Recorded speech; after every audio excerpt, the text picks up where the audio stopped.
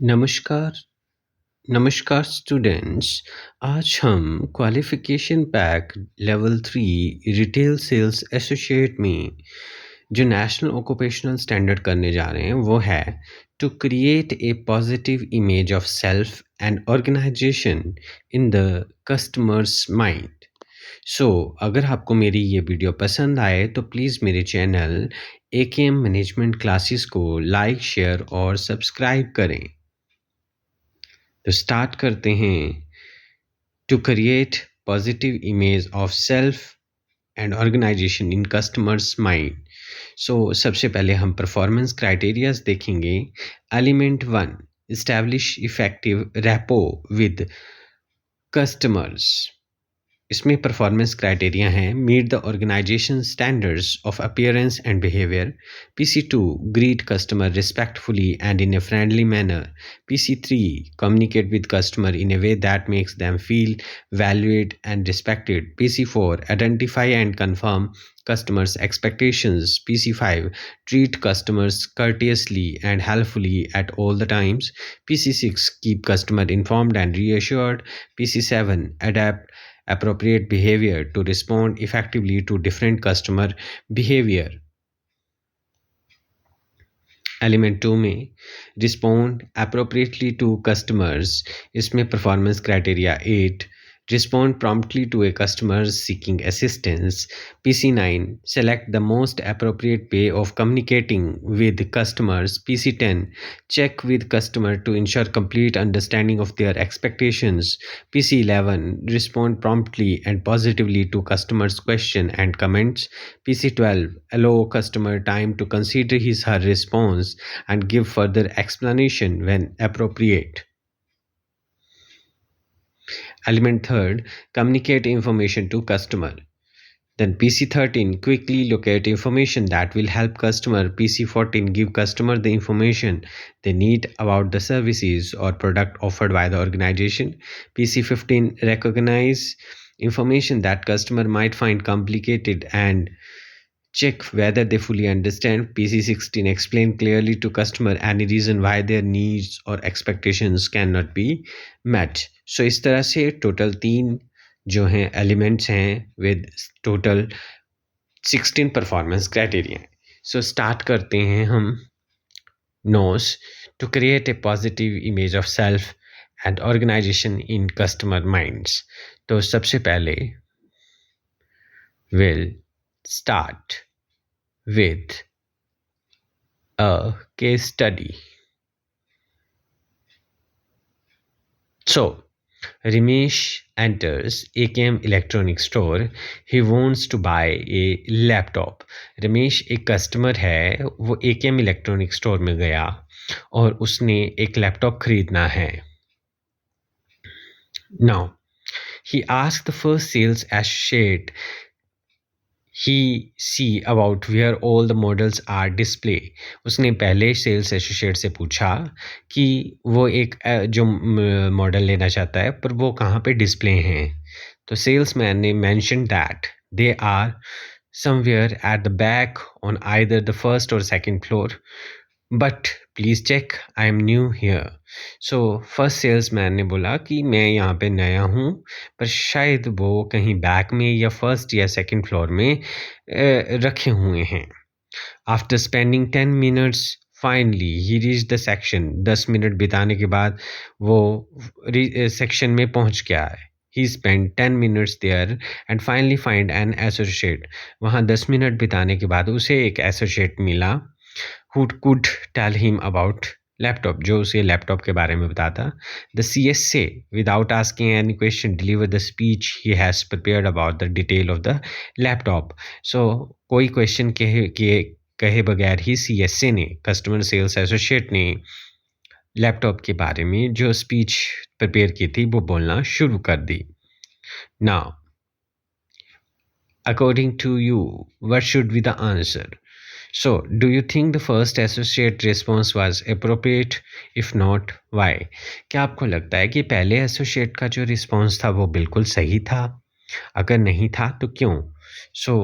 हम इन क्वेश्चंस का आंसर करेंगे after discussing the whole notes. Second question, do you think the second associate response was appropriate? If not, why? क्या आपको लगता है कि दूसरे एसोसिएट का रिस्पॉन्स सही था? अगर नहीं था तो क्यों? थर्ड क्वेश्चन है, do you think Ramesh will by the laptop from AKM electronics? क्या आपको लगता है कि रमेश जो है लैपटॉप खरीदेगा एकेएम इलेक्ट्रॉनिक्स से? नाउ स्टार्ट करते हैं।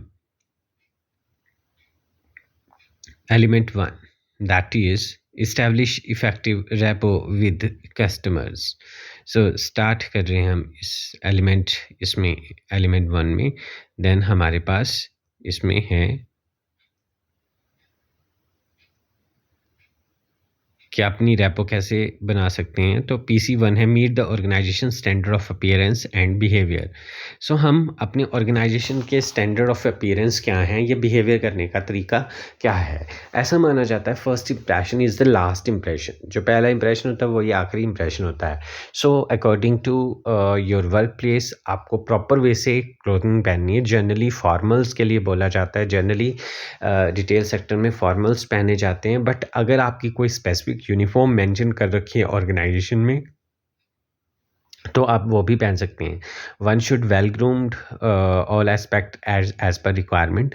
जो भी आपकी रिक्वायरमेंट है उसके अकॉर्डिंग आप वेल ग्रूम्ड होने चाहिए, है ना। और आपको एक रिलैक्स एंड ओपन डैमनियर मेंटेन करना है ना। सो ऑर्गेनाइजेशन स्टैंडर्ड ऑफ अपीयरेंस से बिहेवियर की बात करें तो फॉर एग्जांपल जैसे आप किसी पर्टिकुलर स्टोर में जाते होंगे तो वहाँ पे जो ग्रीटिंग करने का स्टाइल है हर जगह पे अलग अलग तरीके से फॉलो किया जाता है। जैसे हाय, है ना। अगर आप जैसे लाइक डोमिनोज में जाते हैं तो आपको हाय सर, है ना, गुड मॉर्निंग सर बोलते होंगे। या फिर आप जैसे बिग बाज़ार, प्रीवियसली बिग बाज़ार था, अब तो चेंज हो चुका है स्मार्ट बाज़ार, तो वहाँ जाते तो नमस्ते सर के से संबोधन किया जाता था।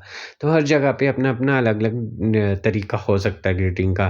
तो ये कोई ना कोई ऑर्गेनाइजेशन ने अपने स्टैंडर्ड सेट कर रखे होते हैं, या आपकी अपीयरेंस के ऊपर, चाहे फॉर्मल्स पहननी है या कैजुअल्स पहननी है, ये डिपेंड करता है स्टोर टू स्टोर, ये वेरी भी करता है ना। सो आपको जो ऑर्गेनाइजेशन में बोला गया है, जो उसके स्टैंडर्ड्स हैं अपीयरेंस और बिहेवियर के, उसके अकॉर्डिंग आपको बिहेवियर और अपीयर होना है। नाउ PC2 है, PC2 में बोलता है greet customer respectfully and in a friendly manner. जब भी आप कस्टमर से बात करें, चाहे टेलीफोनिकली चाहे वो आप फेस टू फेस, तो जब भी है आपने रिस्पेक्टफुली और फ्रेंडली मैनर में बात करनी है। उसके लिए आपको प्रॉपर आई कॉन्टैक्ट बनाना है। फ्रेंडली मैनर ने आपने स्माइलिंग फेस के साथ, स्माइलिंग फेस यानी प्रॉपर बॉडी लैंग्वेज के साथ, स्माइलिंग फेस के साथ ग्रीट करना है। जो भी ग्रीट करना है वो पोलाइटली ग्रीट करना है और हमेशा कस्टमर को एक्नॉलेज करना है। PC3, PC3 communicate with the customer in a way that makes them feel valued and respected। जब भी आप कस्टमर के साथ कम्युनिकेट करते हैं, है ना, सो आप उसको ग्रीट करते हैं, हेलो, गुड मॉर्निंग, नमस्ते एटसेट्रा बोलते हैं, है ना। और उससे पूछना चाहिए हमें कि मैं आपकी कैसे सहायता कर सकता हूँ। देन जब कस्टमर आपसे बातचीत कर रहा होता है उसको केयरफुली सुनना है, उससे पोलाइटली बात करनी है और उसकी गिव असिस्टेंस, और उसको असिस्टेंस देनी है जहाँ उसकी हेल्प रिक्वायर्ड है, उनको हेल्प रिक्वायर्ड है। यूज़ ऑफ डिपार्टिंग वर्ड, और जब वो कस्टमर जा रहा होता है तो departing words like good night, good bye, है ना, विजिट अगेन, इस तरह के वर्ड्स आपने यूज़ करने हैं। Now, PC4, identify and confirm customers expectations। So जब भी कस्टमर आपके पास आता है ग्रीटिंग करने के बाद आपने उसको उसकी एक्सपेक्टेशंस को सुनना है, उसकी नीड्स को सुनना है। So active listening the customer, concentrate on customer that what customer is saying, है ना। कॉन्सेंट्रेट करना है कि कस्टमर क्या चाह रहा है, उसको ध्यान से सुनना है। आइडेंटिफाई द नीड ऑफ उसकी बातों से, कस्टमर की बातों से आपको उसकी नीड आइडेंटिफाई करनी है। पैराफ्रेज इट मीन्स कि अगर आपको कोई बात, लंबी चौड़ी बात समराइज़ कर रहा है तो आपने अपने वर्ड्स में उसको पैराफ्रेज करना है, समराइज़ करना है। Make note of if needed. अगर आपको लगता है कि आपको नोट करनी पड़ेगी इस चीज़ें, तो आप नोट भी कर सकते हैं नोटपैड पे। फॉर एग्जांपल किसी ने अगर टेलीफोनिकली आपको कुछ लंबा चौड़ा ऑर्डर लिखवाया तो आपको नोट डाउन करके रखना है, ताकि आप कोई भी आइटम्स जो हैं वो स्किप ना कर सकें जब आपको उसकी डिलीवरी देनी है। Then PC5, treat customer courteously and helpfully at all the times। सो जब भी आप किसी भी कस्टमर से मिलते हो तो कर्टेसली और हेल्पफुल तरीके से बिहेव भी करना है ना? और उसके साथ मीटिंग भी बननी है। तो people appreciate the person who are being courteous. जो कर्टियस पर्सन होते हैं, पीपल हमेशा उनकी प्रशंसा करते हैं। So thank you, please, you are welcome, ये कॉमन वर्ड्स जो हैं आपके वर्ड्स होने चाहिए जब भी आप कस्टमर से डील करें। Courteous behaviour shows positive impression, वो पॉजिटिव इंप्रेशन दिखाता है एंड पावरफुल मैसेज देता है कस्टमर को। और कस्टमर जो है फॉरएवर इन चीज़ों को देखते हुए फॉरएवर आपके पास ही आना चाहेगा जब भी वो शॉपिंग के लिए आएगा। PC6 PC6 is keep customer informed and reassured. So जब भी आप कस्टमर को कोई भी सामान दे रहे हैं या कोई भी एक्शन ले रहे हैं लाइक उससे सर्विस से रिलेटेड, तो उसको है ना ज़रूर ये बताना बहुत ज़रूरी है। सो उसके लिए a well informed and assured customer is a happy customer. जिसको हर चीज़ के बारे में प्रॉपर वे से बताया जाएगा, अश्योर करवाया जाएगा, वो कस्टमर हैप्पी कस्टमर होता है। If you inform the customer well in time, अगर आप कस्टमर को प्रॉपर सही समय से बताते हो, तो ये कहीं न कहीं लॉयल्टी और ट्रस्ट पैदा करता है। इसकी वजह से कस्टमर सैटिस्फाई करता है ना? और उसको लगता है कि उसकी प्रॉब्लम्स को एक्चुअल में फ़ील किया जा रहा है, उसको वैल्यूड समझा जा रहा है, जिसकी वजह से कस्टमर लॉयल बनता है और कस्टमर सैटिस्फाई फ़ील करता है। PC7 adapt appropriate behavior to respond effectively to different customer behavior। सो जब भी आप कस्टमर से बिहेव कर रहे हैं तो अलग तरह के बिहेवियर के कस्टमर को अलग तरह से ही ट्रीट करना पड़ता है। So let's take an example. So customer behaviour जो हैं वो अलग अलग पर्सन अलग अलग तरीके से सोचता है, तो अलग अलग टाइप के ही कस्टमर होते हैं। तो जैसे काम बिहेवियर, जो काम बिहेवियर वाला कस्टमर होता है वो कांट डिटरमाइन थॉट, वो क्या सोच रहा है नहीं पता चलता है ना? उसके साथ हमेशा फ्रेंडली वे में बातचीत करनी होती है। जब भी आप कोई सामान उसको बता रहे हैं, उसको हर चीज़ के बारे में प्रॉपर वे से बताना है। नाउ टॉकेटिव और आर्गुमेंटेटिव बिहेवियर। टॉकेटिव बिहेवियर वाला कस्टमर कौन-सा होता है? जो बहुत सारी बातें करता है। इस तरह के कस्टमर को फ़ॉल्ट निकालने की बहुत आदत होती है, हर चीज़ में फ़ॉल्ट निकालता है। तो जब भी वो डाइवर्ट करने की कोशिश करे या ज़्यादा फ़ॉल्ट निकाले, तो आप कोशिश करना है कि आपने उसकी बातों को जो है कन्वर्ट करना, शिफ्ट करना है। डिसबिलीविंग कस्टमर, ये सस्पिशियस होते हैं, हर प्रोडक्ट पे जल्दी से विश्वास नहीं करते हैं।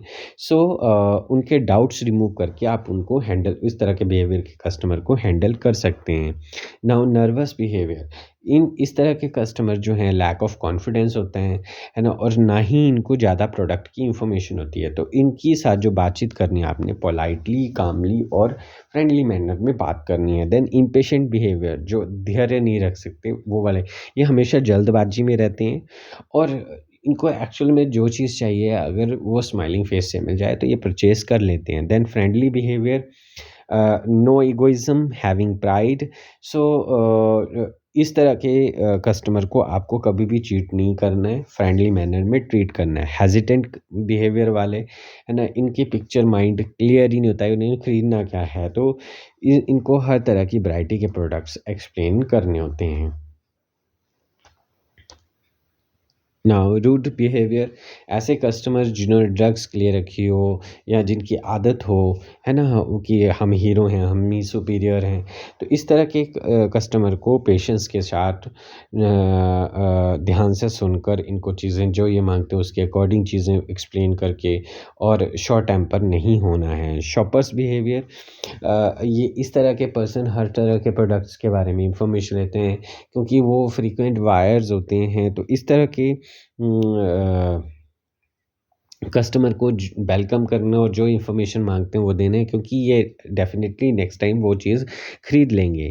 सो विदाउट एम बिहेवियर, जो बिना किसी बिहेवियर एम के परचेज करने चले होते हैं, है ना? सो इस तरह के कस्टमर जो हैं बार्गेनिंग पसंद करते हैं और इस तरह के कस्टमर को वो प्रोडक्ट बताए जाएं जो जो ऑफर या डिस्काउंट पे चले हों।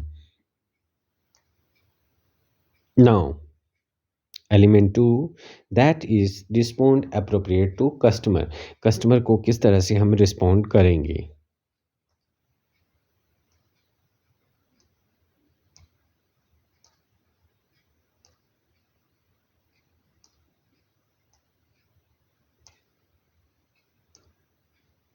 So PC8, respond promptly to a customer seeking assistance. So जो जो कस्टमर है, जो आपकी हेल्प चाहता है, उसको इमीडिएट बेसिस पे, जिस चीज़ के लिए हेल्प चाह रही है, इमीडिएट बेसिस पे उसको रिस्पॉन्ड करना है। सो हमेशा हर कस्टमर की हेल्प करने के लिए टाइमली मैनर पे अवेलेबल रहना है ना? और जब भी कस्टमर कोई चीज़ ढूँढता है और असिस्टेंट चाहिए उसको, है ना? तो इमीडिएटली आपने उसका रिस्पॉन्ड करना और उसकी प्रॉब्लम को टाइमली मैनर में सॉल्व करने की कोशिश करनी है। PC9, select the most appropriate way of communicating with the customer. So किस तरह का वे जो है कम्युनिकेट करने का सबसे अप्रोप्रिएट होता है उसी के बारे में। सो कभी भी कस्टमर अगर बातचीत कर रहा है, बता रहा है, तो बीवेयर ऑफ इंटरप्टिंग। ठीक है, आपने कभी भी इंटरप्ट नहीं करना है, उसकी बात को ध्यान से सुनना है, नेगेटिव क्वेश्चंस को अवॉइड करना है और नेगेटिव क्वेश्चन ना ही पूछनी है। इससे क्या क्या होता है, कन्फ्यूजन क्रिएट होता है। और पॉजिटिव स्टेटमेंट्स में ही आंसर करना है ना? और हमेशा सहायता करने के लिए तैयार रहना है। Now check with the customer to ensure complete understanding of their expectation. आप एक कस्टमर से उसकी अंडरस्टैंडिंग कैसे चेक कर सकते हो कि उसकी एक्सपेक्टेशन जो है वो प्रोडक्ट परचेज करने जा रहा है वो प्रॉपर है या नहीं है। So understanding customer is a key to give good services. Understand करना, किसी भी कस्टमर की नीड्स को अंडरस्टैंड करना, ये सबसे अच्छी बढ़िया बात होती है किसी भी बिजनेस के लिए, किसी भी सर्विस के लिए। अगर एक कस्टमर को आप अटेंटिवली ध्यान से सुनते हो तो आप उसको अंडरस्टैंड कर काफ़ी हद तक कर सकते हो। 3 way to understand the customer, 3 तरीके हैं। Put yourself in the shoes of customer and try and look at your business from point of view of customer. So एक कस्टमर को की जगह अपने आप को रख के देखो। इससे क्या होगा कि आपको पता चल जाएगा कि एक कस्टमर को एक्चुअली क्या चाहिए होता है। कस्टमर से रिलेटेड डाटा को कलेक्ट करो और उनके बिहेवियर्स को स्टडी करो, है ना? और सिंपली एक ही क्वेश्चन आप उनसे पूछो कि क्या वो खरीदना चाहते हैं। जब भी कस्टमर एंटर करता है, क्या वो खरीदना चाहते हैं और किस पर्पज़ के लिए खरीदना चाहते हैं। So what they want to buy, ये क्वेश्चन सिंपली करो, आपको सभी क्वेश्चंस के आंसर ऑलमोस्ट मिल जाएंगे। Now, PC11, respond promptly and positively to customers' questions and comment. So जो भी कस्टमर कोई भी क्वेश्चन करता है प्रोडक्ट को लेके या कमेंट करता है, तो इमीडिएट बेसिस पे पॉजिटिव मैनर में आपने आंसर करना है। सो identify and anticipate the need. जो भी उसने बातचीत करी है उसके आधार पे पहले तो नीड को एंटिसिपेट करो, ठीक है? और कस्टमर को फील करवाओ कि वो उसके लिए कितने इम्पॉर्टेंट हैं, ठीक है? Always convey positive body language का यूज़ करो। और जब भी कोई क्वेश्चन करता है कस्टमर तो प्रॉपर वे से उसका आंसर दो। और अगर लगे कि इसकी एक्सप्लेनेशन फ़र्दर देनी है तभी आप उसका एक्सप्लेनेशन भी फ़र्दर दो अगर रिक्वायर्ड है। Now PC12, allow customer time to consider his response and give further explanation when appropriate. So अगर आपको लगता है जब आप कस्टमर को प्रोडक्ट दिखा रहे हो तो उसको टाइम, सोचने का टाइम दो ताकि वो फाइनल डिसीजन अपना बना सके गिवन प्रोडक्ट्स में से। सो अगर आपको लगे कि आपको लगे कि इसको फर्दर एक्सप्लेन करना पड़ेगा, इसको एडवाइस देनी पड़ेगी इन कस्टमर्स को, तो आप जो हैं तभी एडवाइस अपनी दें जब कस्टमर इस चीज़ के लिए बोलता है। नाउ पीसी नेक्स्ट करने से पहले element 3, that is communicate information to customer. Communicate information to customers, तो कैसे इंफॉर्मेशन कस्टमर को कम्युनिकेट करेंगे उसी के बारे में ये एलिमेंट 3 है। सो स्टार्ट करते हैं, communicate information to customer. PC13, quickly locate information that will help customer. So हमें क्या करना है, हमेशा प्रॉब्लम सॉल्विंग बनना है। क्या हम सभी प्रॉब्लम सॉल्व करेंगे कस्टमर की?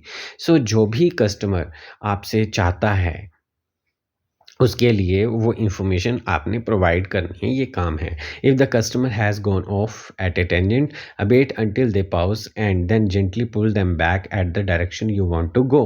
सो अगर आपको लगता है कि कस्टमर जो है ना, आपसे कोई इन्फॉर्मेशन माँग रहा है या जो प्रॉपर वे से जिस डायरेक्शन में जाना चाहिए था, उस डायरेक्शन में जाके वो कोई और ही बात पूछ रहा है प्रोडक्ट से रिलेटेड, तो आपने सिंपली थिंक और उसके बाद उसको अकॉर्डिंग टू जो उसकी इंफॉर्मेशन उस पर्टिकुलर प्रोडक्ट से या उससे रिलेटेड है, वो आपने ना वापस लेकर आनी है उसी डायरेक्शन में, सो दैट कि कस्टमर कंफ्यूज ना करें प्रोडक्ट को खरीदते हुए। PC14 में give customer the information they need about the service or the product offered by the organisation. So क्या करना है, कभी भी कोई भी कस्टमर से फॉल्स स्टेटमेंट नहीं या कमिटमेंट नहीं करनी है प्रोडक्ट या सर्विसेज को लेकर, है ना। सम टाइम हो सकता है कि आप कोई प्रॉब्लम इमीडिएट बेसिस पे सॉल्व ना करें, तो इस केस में आपने कस्टमर को इन्फॉर्म करना है कि इस प्रॉब्लम को सॉल्व करने में टाइम लगेगा और अप्रॉक्सीमेटली कितना टाइम लगेगा। Keep up to date about the product, not necessary that customer knows everything always. और हमेशा ये अपने आप को प्रोडक्ट से अप टू डेट रखना है। ये ज़रूरी नहीं कि हमेशा ही कस्टमर को हर चीज़ आपसे ज़्यादा ही पता हो। सो कस्टमर को जो भी आप इंफॉर्मेशन देते हो सर्विस प्रोडक्ट, उसके बारे में टाइमली मैनर में इन्फॉर्म भी करना है।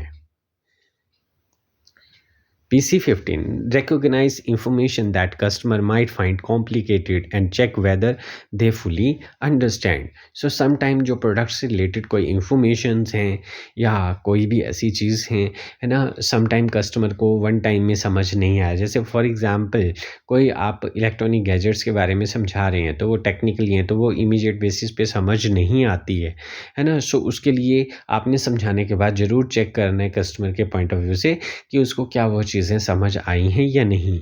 सो अगर आपको लगता है कि कोई कस्टमर जो है इन्फॉर्मेशन को कॉम्प्लिकेटेड इन्फॉर्मेशन है उसके लिए, वो समझ नहीं पा रहा है ना, अगर आप उसको पहचान गए हैं, तो उसके लिए सपोर्ट करें और वो उनके एंगल से, या जैसे हमने किया था कि put yourself in the shoes of the customer, उनके पॉइंट ऑफ व्यू से अपने आप को रख के सोचें और उनको क्लियर दोबारा से एक्सप्लेनेशन दें अगर वो पूछते हैं।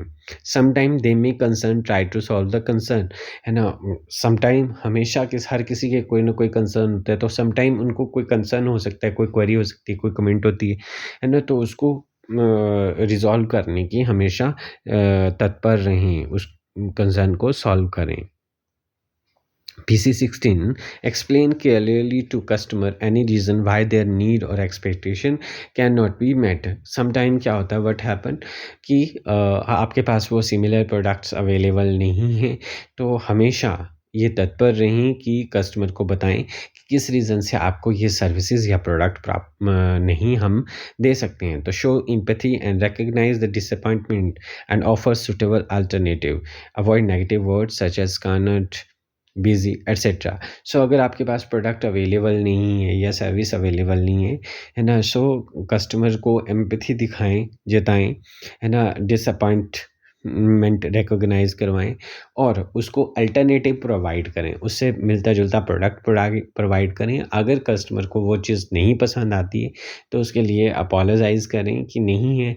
अगर आप भविष्य में वो चीज़ प्रोवाइड कर सकते हैं, तो उसको टाइमलाइन दे दीजिए। इससे क्या होगा कि कस्टमर को एक क्लियर पिक्चर रहेगी, उसकी एक्सपेक्टेशन वेदर उसकी जो एक्सपेक्टेशन है वो मेट हो सकती हैं या नहीं हो सकती हैं। So hope you understand the topic. So thank you from AKM management classes. Thank you.